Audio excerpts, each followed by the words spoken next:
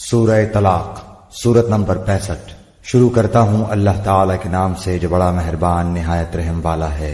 اے نبی، اپنی امت سے کہو کہ جب تم اپنی بیویوں کو طلاق دینا چاہو تو ان کی عدت کے دنوں کے آغاز میں انہیں طلاق دو اور عدت کا حساب رکھو، اور اللہ سے جو تمہارا پروردگار ہے ڈرتے رہو۔ نہ تم انہیں ان کے گھروں سے نکالو اور نہ وہ خود نکلیں۔ ہاں، یہ اور بات ہے کہ وہ کھلی برائی کر بیٹھیں۔ یہ اللہ کی مقرر کردہ حدیں ہیں۔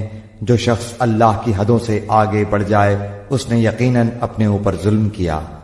تم نہیں جانتے، شاید اس کے بعد اللہ تعالیٰ کوئی نئی بات پیدا کر دے۔ پس جب یہ عورتیں اپنی عدت پوری کرنے کے قریب پہنچ جائیں تو انہیں یا تو قاعدے کے مطابق اپنے نکاح میں رہنے دو یا دستور کے مطابق انہیں الگ کر دو، اور آپس میں سے دو عادل شخصوں کو گواہ کر لو، اور اللہ کی رضامندی کے لیے ٹھیک ٹھیک گواہی دو۔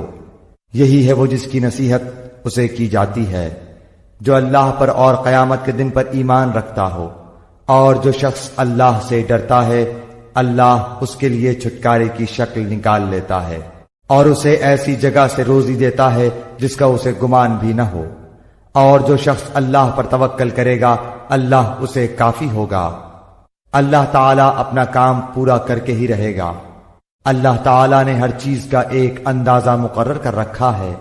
تمہاری عورتوں میں سے جو عورتیں حیض سے نا امید ہو گئی ہوں، اگر تمہیں شبہ ہو تو ان کی عدت 3 مہینے ہے، اور ان کی بھی جنہیں حیض آنا شروع ہی نہ ہوا ہو، اور حاملہ عورتوں کی عدت ان کے وضع حمل ہے۔ اور جو شخص اللہ تعالیٰ سے ڈرے گا اللہ اس کے ہر کام میں آسانی کر دے گا۔ یہ اللہ کا حکم ہے جو اس نے تمہاری طرف اتارا ہے، اور جو شخص اللہ سے ڈرے گا اللہ اس کے گناہ مٹا دے گا اور اسے بڑا بھاری اجر دے گا۔ تم اپنی طاقت کے مطابق جہاں تم رہتے ہو وہاں ان طلاق والی عورتوں کو رکھو، اور انہیں تنگ کرنے کے لیے تکلیف نہ پہنچاؤ، اور اگر وہ حمل سے ہوں تو جب تک بچہ پیدا ہو لے انہیں خرچ دیتے رہو۔ پھر اگر تمہارے کہنے سے وہی دودھ پلائیں تو تم انہیں ان کی اجرت دے دو، اور باہم مناسب طور پر مشورہ کر لیا کرو۔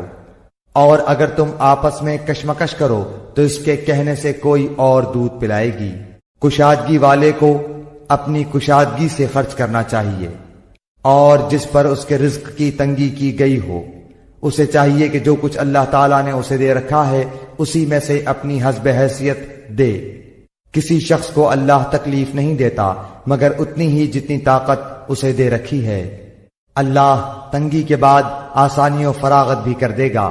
اور بہت سی بستی والوں نے اپنے رب کے حکم سے اور اس کے رسولوں سے سرتابی کی تو ہم نے بھی ان سے سخت حساب کیا اور انہیں عذاب دیا، اندیکھا سخت عذاب۔ پس انہوں نے اپنے کرتوت کا مزہ چکھ لیا اور انجام کار ان کا خسارہ ہی ہوا۔ ان کے لیے اللہ تعالیٰ نے سخت عذاب تیار کر رکھا ہے۔ پس اللہ سے ڈرو اے عقل مند ایمان والو، یقیناً اللہ نے تمہاری طرف نصیحت اتار دی ہے، یعنی رسول جو تمہیں اللہ کے صاف صاف احکام پڑھ کر سناتا ہے، تاکہ ان لوگوں کو جو ایمان لائیں اور نیک عمل کریں وہ تاریکیوں سے روشنی کی طرف لے آئے۔